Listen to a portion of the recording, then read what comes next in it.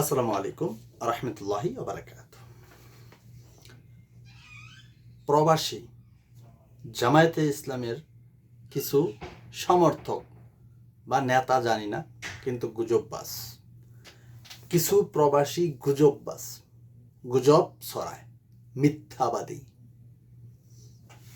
হ্যাঁ, এখন আপনি বলতে পারেন, ভাই আপনি জামায়াতে ইসলামের ভোটারদেরকে মিথ্যাবাদী বললেন বা গুজববাজ বললেন, কেন বললেন? পয়েন্টে আসি। আপনারা তো ইনসাফ কায়েম করবেন, ইসলামিক দল আমির সাহেব সবসময় বলে, তো অবশ্যই আশা করি কিছুটা তো হবে। পুরোপুরি হবে এটা সম্ভব না বলা, ঠিক আছে? এটা কিছুটা ভালো হবে, এটা অবশ্যই ঠিক আছে, ওকে ফাইন। কিন্তু আপনার মধ্যে ইনসাফ কোথায়? আপনি যে একজন দাঁড়িপাল্লার ভোটার, ইসলামিক দলের ভোটার, সমর্থক, আপনি একজন নেতা, আপনার মধ্যে ইনসাফ কোথায়? আপনারা প্রচার করতেছেন প্রবাসীদের 7 লাখ ভোট দাঁড়িপাল্লায় পড়ছে, 70,000 পড়ছে বিএনপিতে। এই ভাই, আরও তো 2-4 জন মানুষ আছে। সব জায়গায় কি শুধু দাঁড়িপাল্লাই আছে? সব জায়গায় শুধু কি বিএনপি আছে? শাপলা গলিও তো আছে, রিস্কাও আছে, এই গরুর গাড়ি আছে, খেজুর গাছ আছে। তারা কই গেছে গা? তারা কি ভোট গাঙ্গে ভাসায় দিছে? প্রথমত তথ্য হলো, প্রবাসীদের 10 লক্ষর উপরে ভোটার পোস্টাল ব্যালটে আবেদন হয়েছে, পাঠাইছে নির্বাচন কমিশন। 8 লাখের মতন হাতে পাইছে, আর বাকি কয়েক লক্ষ প্রবাসীরা রিসিভ করে নাই, সেগুলো বাদ। এখন পরের প্রশ্ন হলো, মানে তথ্য হলো, মাত্র বাংলাদেশে ঢুকছে 3.5 লাখ, 3.5 লাখ ঢুকছে বাংলাদেশে। আর আজকে দিনের ভিতরে না ঢুকলে ব্যালট বাতিল হয়ে যেতে পারে, কারণ ওইটা ওই প্রত্যেকটা উপজেলায় রিটার্নিং কর্মকর্তার কাছে না যাইলে ভোট বাতিল। প্রবাসীদের ক্ষেত্রে যেহেতু এটা দূরত্ব, অনেক ঝামেলা সম্পূর্ণ কাজ।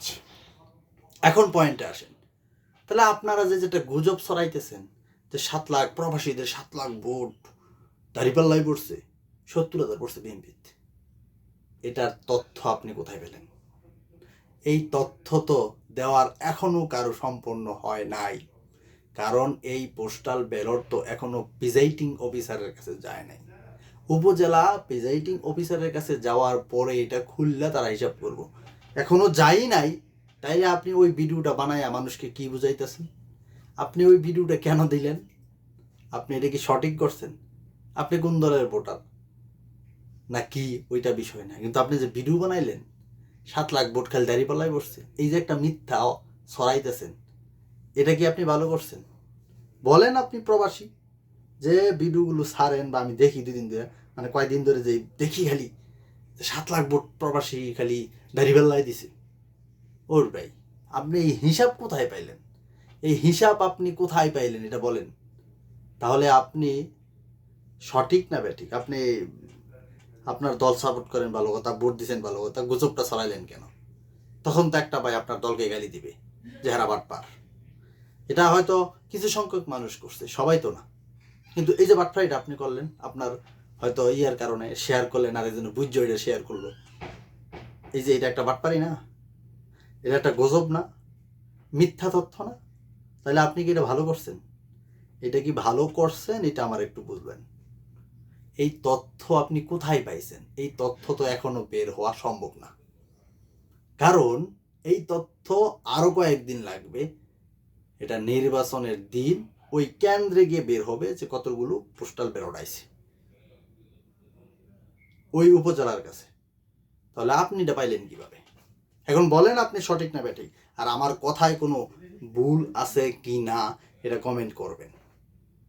আপনি এই তথ্য কিভাবে পেলেন? 7 লাখ ভোটের মধ্যে 7 লাখ দাঁড়িপাল্লায় পাইছে, আর মাত্র 70,000 পাইছে বিএনপি। আরও যারা আছে তারা কই গেল? এই যে ভুল তথ্য মানুষকে দেন, এটা খারাপ। আপনারা তো দাঁড়িপাল্লার পক্ষে ইনসাফের কথা বলেন না, ইসলামিক কথা বলেন না, তাহলে আপনি নিজে তো আগে ইনসাফ হতে হবে, তারপর তো রাষ্ট্র আমির সাহেব ইনসাফ তৈরি করতে পারবে। আমির সাহেব যতই বলে, আপনি যদি গুজব ছড়ান, আপনি যদি এগুলো করেন, তাহলে কি ইসলাম প্রতিষ্ঠিত হবে, ওই ইনসাফ প্রতিষ্ঠিত হবে।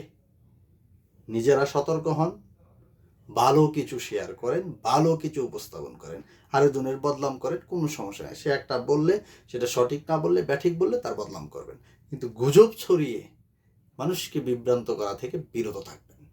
এটা যে কোনো দলেরই আছে। বিএনপির কথা আমি বললাম না, হেরা তো খারাপই। আপনারা তো ইনসাফের কথা বলেন, ইনসাফের লোক হইয়া তো এইগুলো করা ঠিক না ভাই।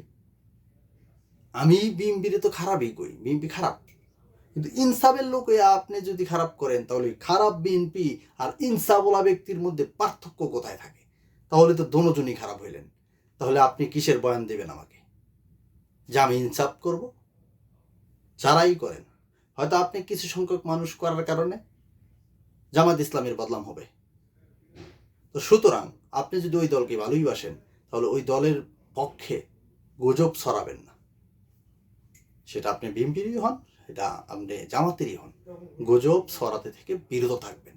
এর জন্যই বলছি, গুজববাজ প্রবাসী জামাতি ভোটার, ভালো থাকবেন। কথায় ভুল হলে ক্ষমা দৃষ্টিতে দেখবেন। আসসালামু আলাইকুম।